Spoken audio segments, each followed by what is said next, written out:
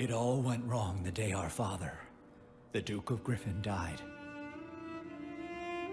Irina was sold to a cruel lord, Sandor, forced into exile, and Kirill lost his soul. Father's death was not an accident. Anastasia, our beloved sister, stabbed him in the heart. I am the Duke now.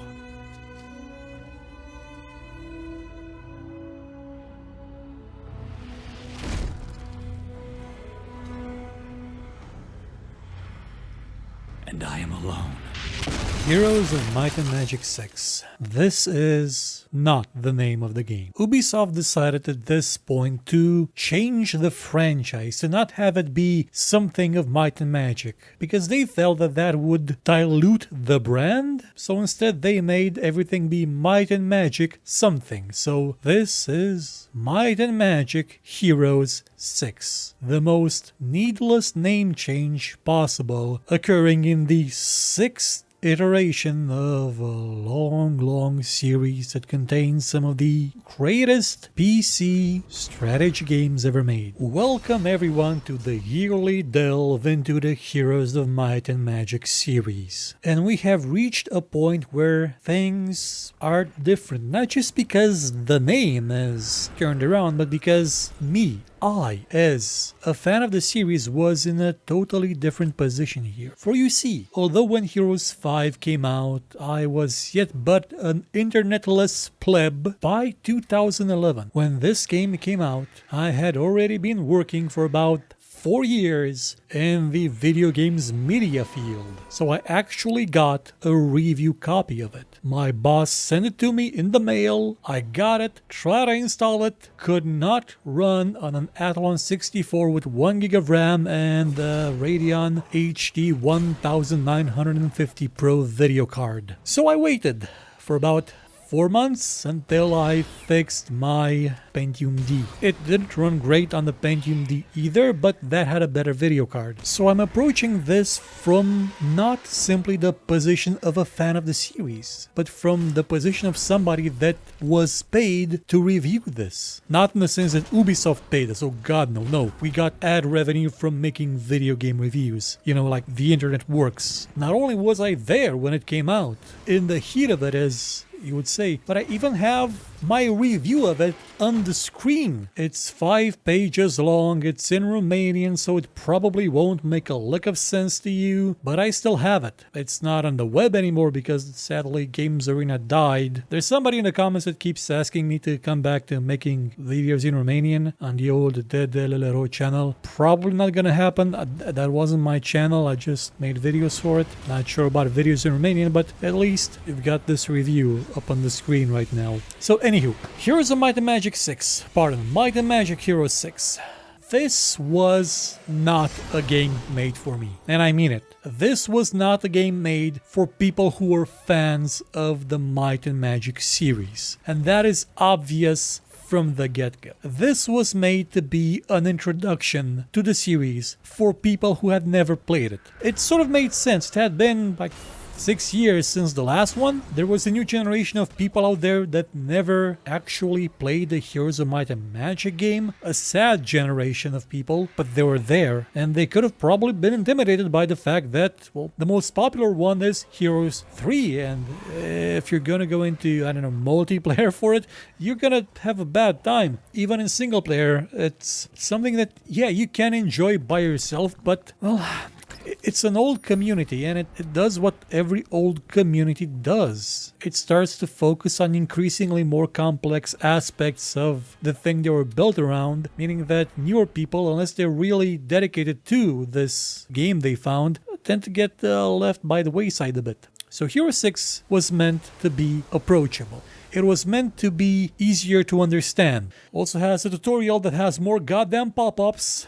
than a spam site. I'm gonna go on a limb and say this. If you need that many pop-ups to explain a game as simplified as Heroes 6, you're targeting the wrong audience. I played Heroes 2 before realizing that there was a tutorial in there, that if you pressed load game, you would actually find a tutorial. Okay, technically that means you needed a tutorial to find the tutorial, but still, it was approachable. Tutorial aside, Heroes 6 is for me a very divisive game. On the one hand, I can see what the people at Black Hole Entertainment, well, what Ubisoft and the people at Black Hole Entertainment who have been entirely removed from the game. There is no mention of them there.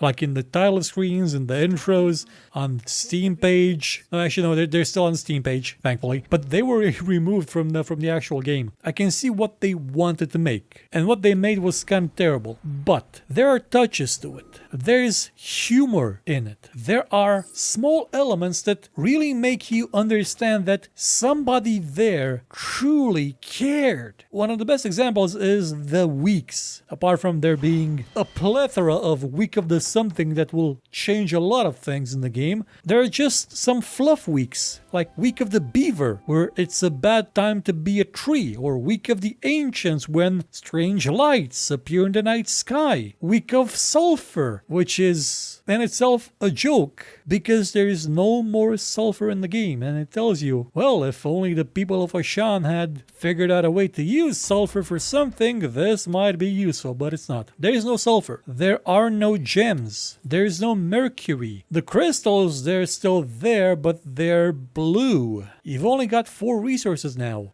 gold, ore, wood, and blue crystals. It's simplified, much like everything in the game was. Before I get to the bad parts, I'm gonna tell you one more thing that's good. Well, a couple of things that are good about this game. Firstly, the graphics. When the game came out, it looked stunning. It still looks nice today as well. The art style was changed. It is at this point that you begin to see a shift to something that is not Warcraft 3. Some of the elements of the aesthetics are still harkening back to the Heroes 5 designs, which were based on World of Warcraft and Warcraft 3, of course. That's unavoidable. They're still there. You're gonna want to reuse them instead of making new stuff, so that's why the red version of the Lich King is still there, as a bad guy from Heroes 5 and Dark Messiah Might and Magic. But the game takes place before all those, so it's different in other ways. The music. It has some of the original tracks from Heroes of Might and Magic 2. Remastered, they sound great. Some of the new music there is fine too. The iconic tracks, though, still kick ass. The cinematics are better done. They're better acted. Another member of my family. You can do nothing to settle this feud. Father, are you so certain? Not superbly better acted compared to Heroes 5, but better acted, without a doubt. And in the menu, you've got a hot seat button, a dedicated hot seat button. Is that not amazing? And then there's the bad parts. Well, maybe not all bad parts, some mediocre parts, some parts that were they improved upon a bit more, maybe would have worked and would have been the core of a better game, but they were not. For you see, Might and Magic Heroes 6 is first and foremost a product of its time, a very specific time. Some of you may not remember 2011, I do. I was there when they came for us. I was there when they shoved Uplay down our throats. Now they call it Ubisoft Connect, hoping that we'll forget. But back then, oh boy. Hero 6 was specifically made to shove DRM, online DRM, down your throat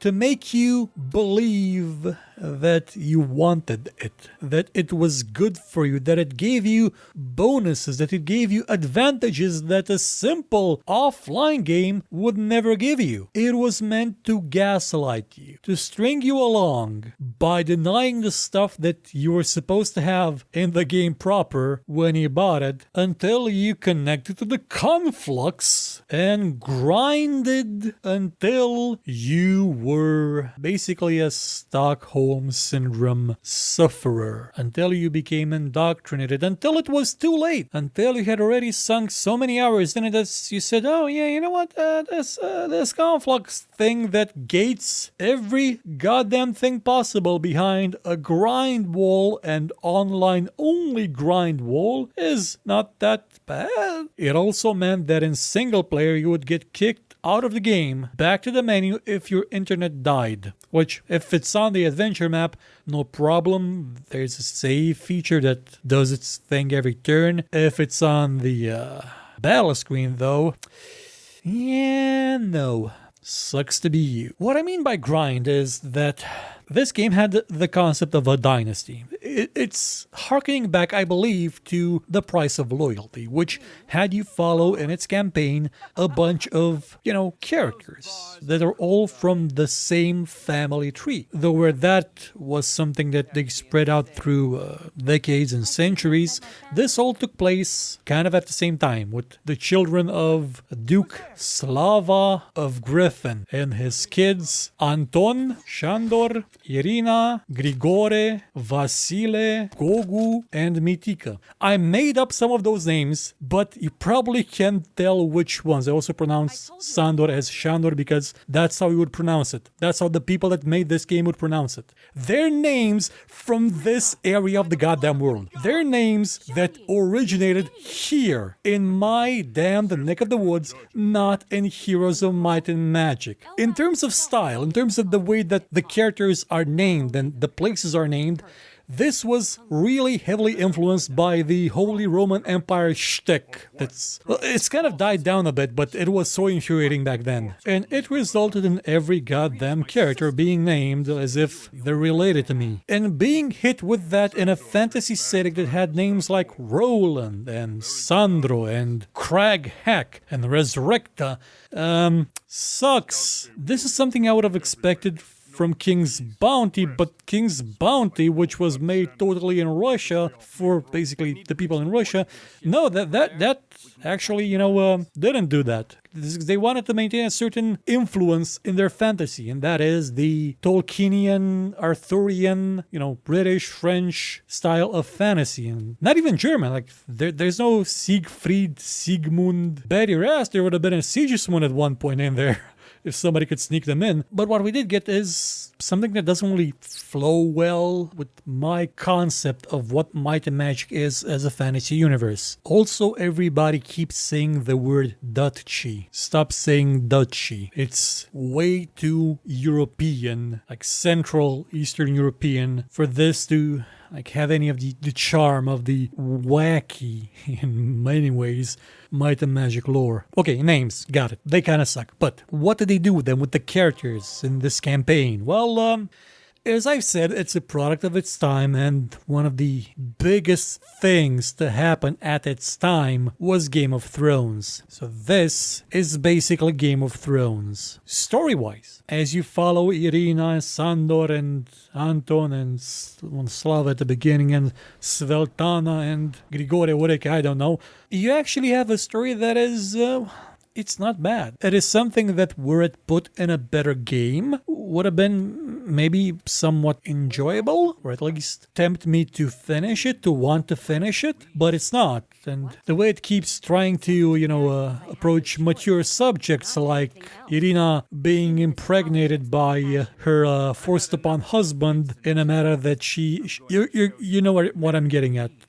The Sansa Stark bit. They did it before. I think they got it from the books, probably. Also, there's orcs in the game, and their story is basically the same story that the orcs had in Warcraft 3, where they go out and found their new homeland, and only in this case they're being led by a guy that doesn't know how to wear a shirt instead of an actual orc. Also, the grandfather of these kids did something terrible to orcs at one point, so one orc chieftain, shaman, Thorgol or something, decided to summon some demons and sacrifice his soul to the demons for revenge. And they showed this to you in the very first mission of the campaign, like the tutorial as it would be. And Thorgol looks nothing like an orc. He looks like a chaos shaman hero, because although they cared, they didn't care that much. So, story-wise, product of its time, not as badly acted as Heroes 5, but really badly told. The campaign missions are out of order, so you're gonna have to find a list on the internet to see in which order you have to play them in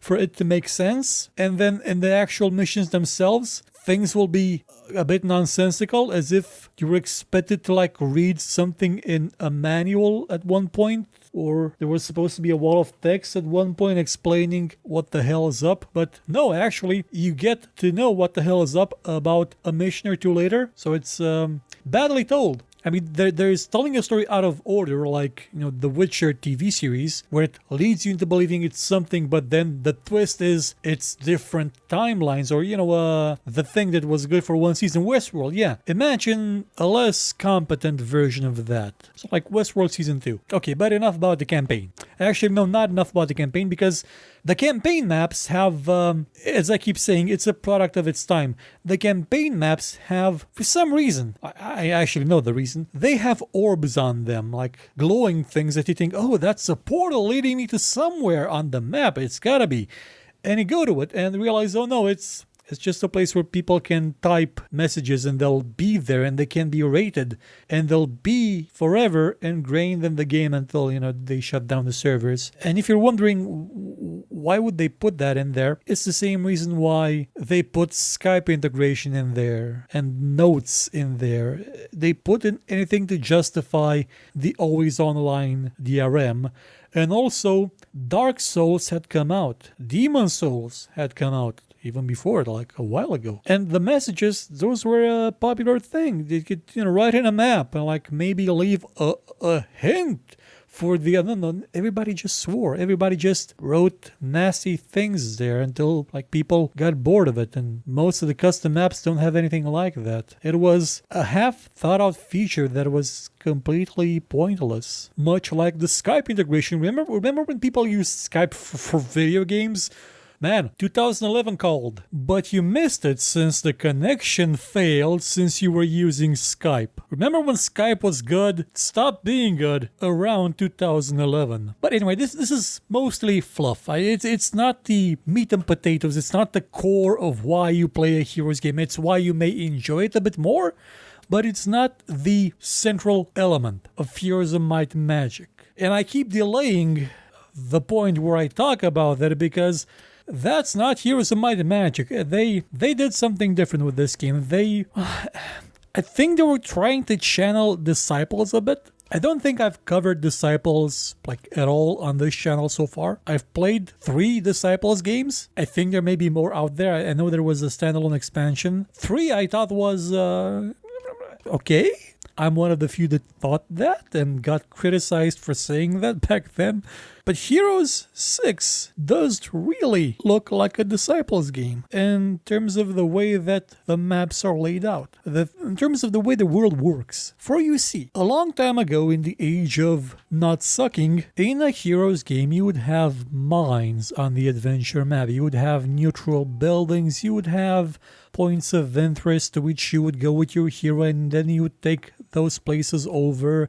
Some games let you install a guardian there to protect that place from being raided or stolen by an enemy. But other than that, they were free for the taking for any would-be plundering hero, meaning that you would have the need of a hero to just go around and make sure the stuff is still yours. Hero 6 does away with that. It instead uses control zones. You have cities and you have forts which exert a zone of control, which make every mine or every creature, well, I wouldn't even say generating building, it would make them all yours. They could only be taken over temporarily while a hero was physically on their space, or robbed if the hero had a certain skill. Gonna get to the skill soon. This meant that the game was immensely different to what previous Heroes titles were. The flow was just that of a different game. Disciples game in this case. Well, not even a Disciples game, because in Disciples you would need to plant flags to extend your area of control. Here it was fixed. It was always going to be the same. And well, the neutral buildings that you could find in the world, they were they were fewer. They were less interesting. They had less to do. I mean, take Heroes 2 for example. Within the same screen, you could have a lean-to where you could recruit centaurs from. You could have an orc tower that gave you orcs. You could have a halfling hole thing that gave you halflings. You'd have a fort that let you upgrade some units, a hill fort actually. You would have a stable that will let your heroes like move quicker. You would have an observatory that'll let you, a lookout I think it was, that'll let you see around.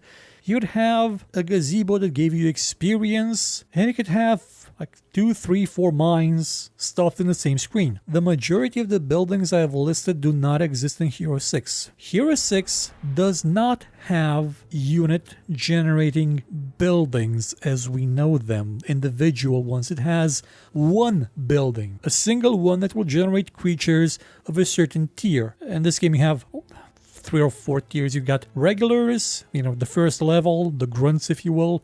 You've got elite and then champion. Champion would be like your black dragon, your paladins, your crusaders, if they got upgraded forms. And then you had boss creatures. I'm gonna get to them at one point. But that building would give you a bonus to 1 rank of creatures. And if there was a fort attached to that area instead of a town, you could recruit those creatures from the fort. And if that building wasn't for your type of creatures, it didn't matter. You could convert it. You could convert everything to your faction, every town to your faction. By letting you do this, by letting the AI do this, it just made factions pointless in a way. I mean, it made having multiple factions pointless because the game really encouraged one specific playstyle because of this. A playstyle that involved you having one single hero and every fort and every creature generating building and every town on the map be that of your hero. And then you using that to steamroll everybody because, oh, by the way, remember the caravan system from Heroes 4? They did away with that by just having every building that can generate a creature do so into a common pool that can then be drained everywhere, either at a town or at a fort. So your hero could basically never return to town. There was no need to. The town was an afterthought, and this is probably the greatest crime that Hero 6 committed.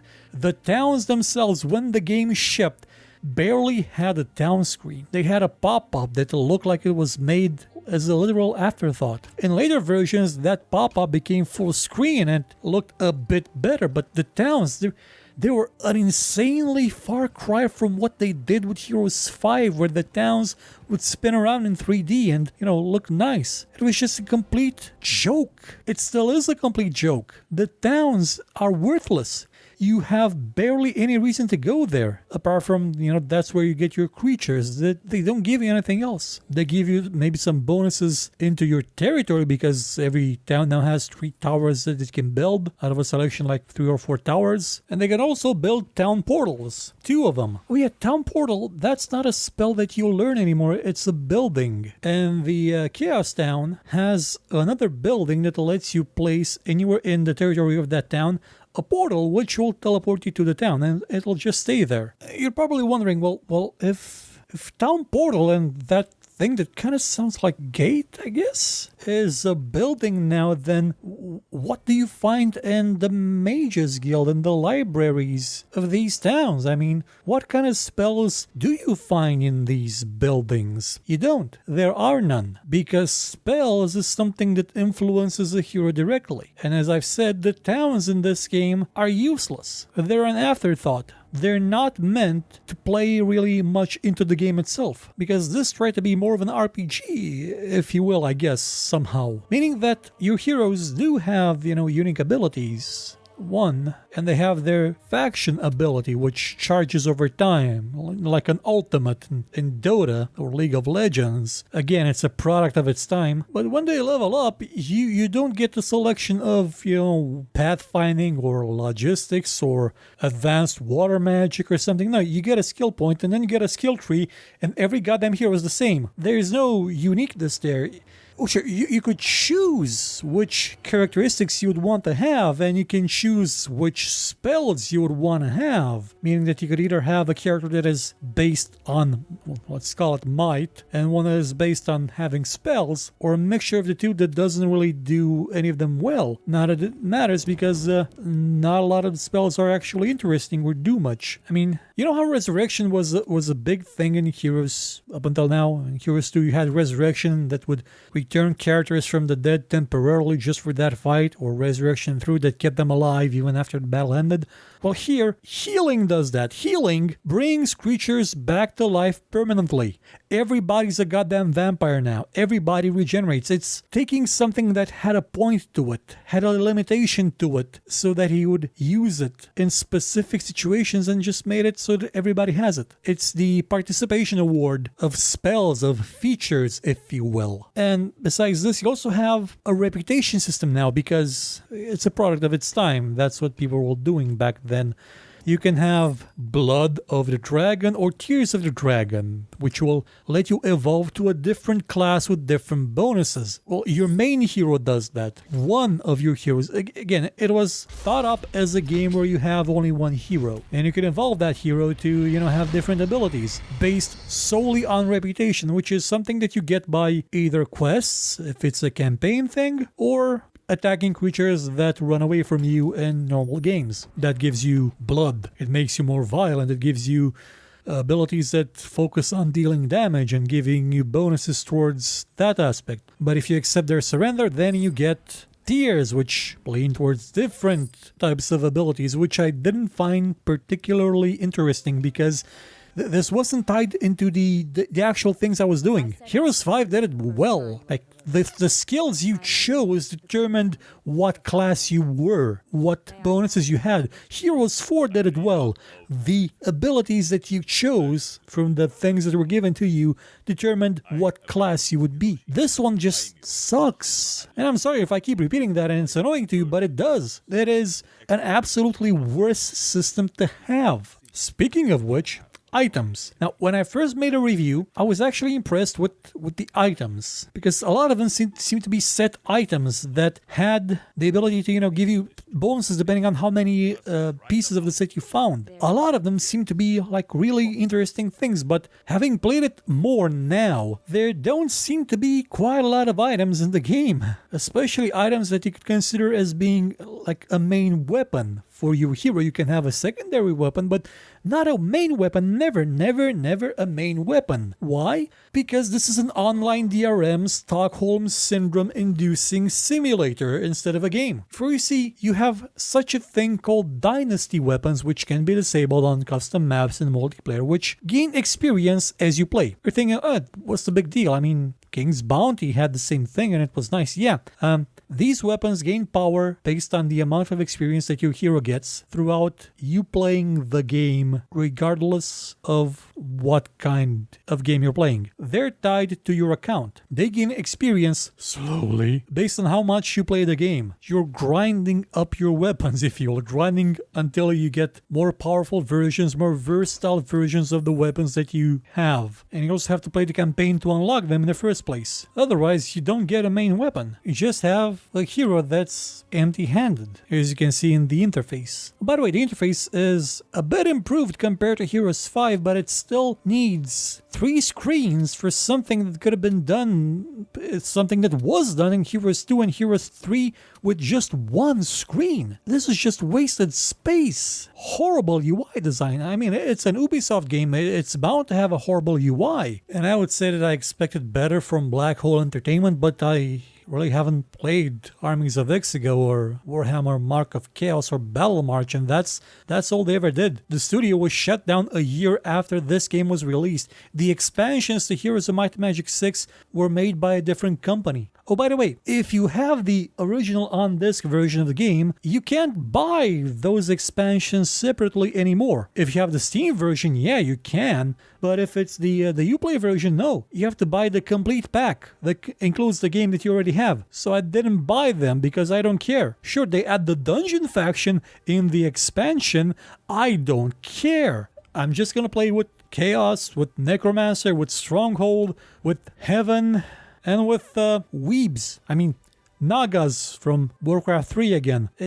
They made a faction that is actually unique to this game. That is actually kind of Might and Magic insanity in a way. It's a faction of fish people. It's walking sharks. It's weebs mostly, with people talking with Japanese accents that I'm kind of sure they're not Japanese, but everybody's a daimyo and shogun and I fight for the honor, stuff like that. Even your faction ability is called honor or something like that. It's a neat idea. I mean, Might and Magic had ninjas in it long ago, decades ago, but making them all talk like that and be like, my honor, for honor, by your honor, stuff like that simply made it kind of terrible. Again, this is just in the campaign, and the actual, custom maps, they don't talk, so it's fine.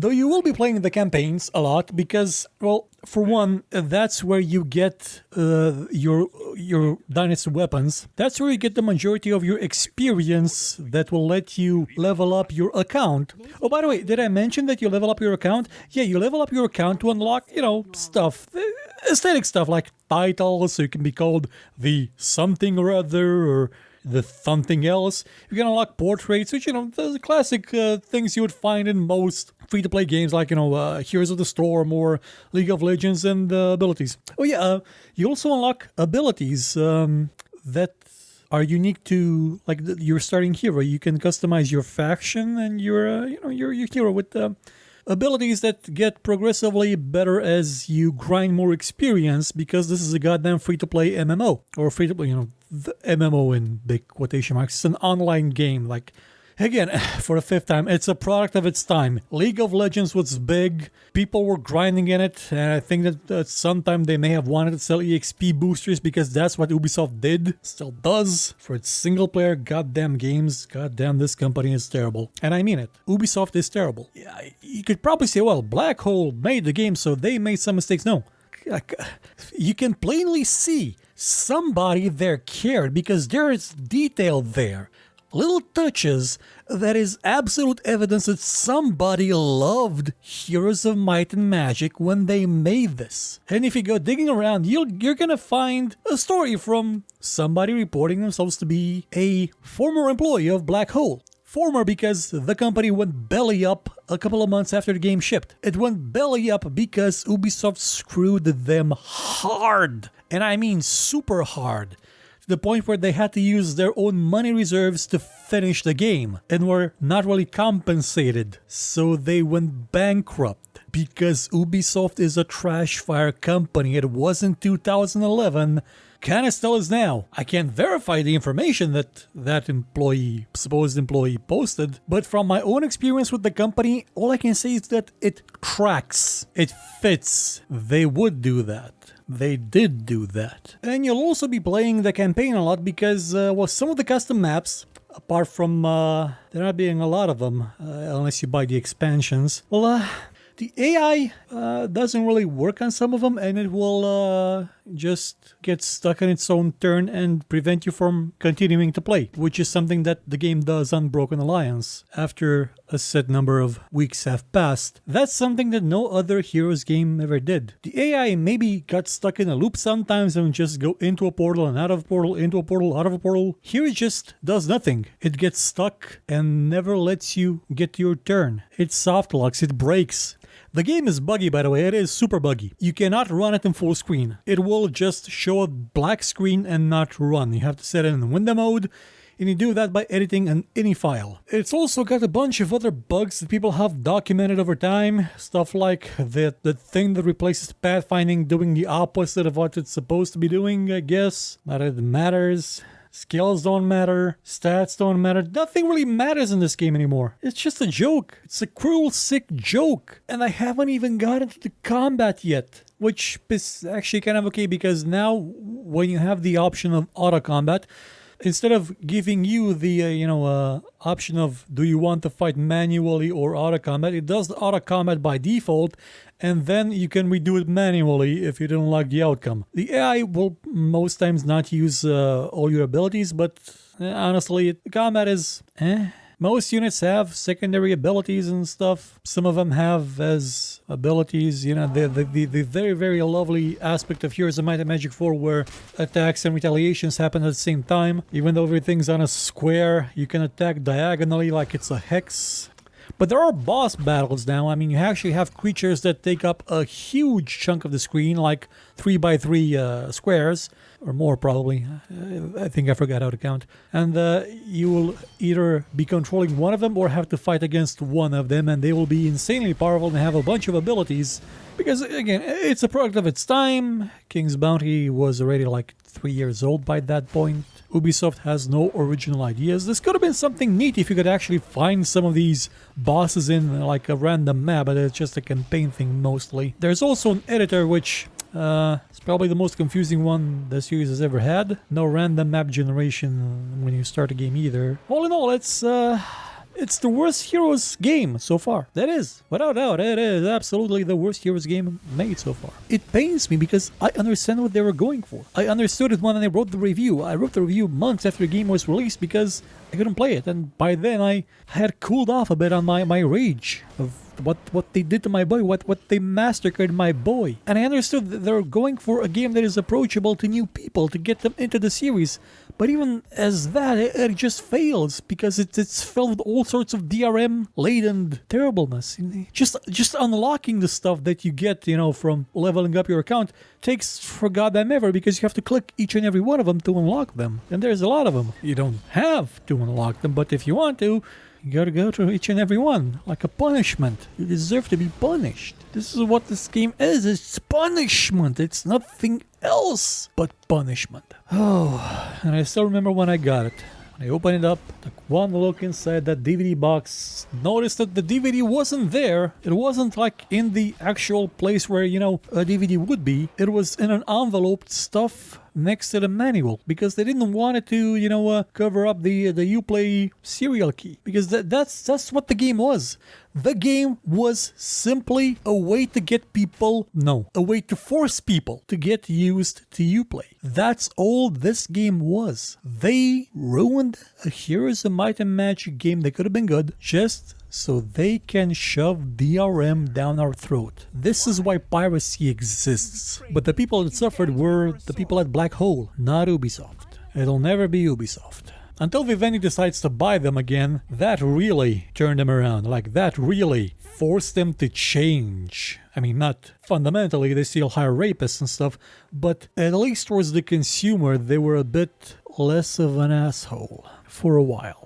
I don't think I can recommend for you to try Heroes of Might and Magic 6 unless you're really committed to playing all of them. The story tries to do some interesting things, and maybe the simplified nature of it will make it more digestible if you've never played a Heroes game, but just go play 2. 2 is a simple game. It's easier to understand than the first one. It's prettier. You can play it offline. On occasion, you won't be unable to access your Dynasty weapons because for some reason it's not connected to the Conflux like it did for me a couple of times in 2021. Is this thing even going to be playable when the servers go offline at some point? Because they will, because that's what Ubisoft will do, without a doubt. I don't know. I don't think they know either. I don't think they care. Because again, by default, the game isn't playable. When you launch it, it will default to a black screen and that's it. They couldn't even patch in having the window mode be the default because they don't care. Why would they? I've not played Heroes of Might and Magic 7. I've never touched it. I don't know if it's good or bad. I don't know if the people at Limbic managed to do something better than this. I know they tried to do something good with Might and Magic 10. I can also see that the people at Black Hole tried to do something good with this one, but they couldn't. They didn't. In some ways, they weren't allowed to. And that is all there ever will be for Hero 6. Now, sure, it got 3 expansions. Well, 1 expansion and 2 something or others. The something or others were about Crag Hack and about Sandro. And it brought a bunch of maps from old times. Even in the base version, there are maps of Varn and Terra. Again, people who cared. But caring can only take you so far if the people in charge are goddamn bastards. Next year, we'll see if Heroes 7 fares any better. And who knows, by then maybe they'll announce a Heroes 8. A Heroes Infinity, if you will. Where Ashan blows up, we don't have to hear about Griffin Duchy anymore, and we go back to Enroth. and stuff stops being based off of Warcraft 3's lore. Hopefully. Goodbye.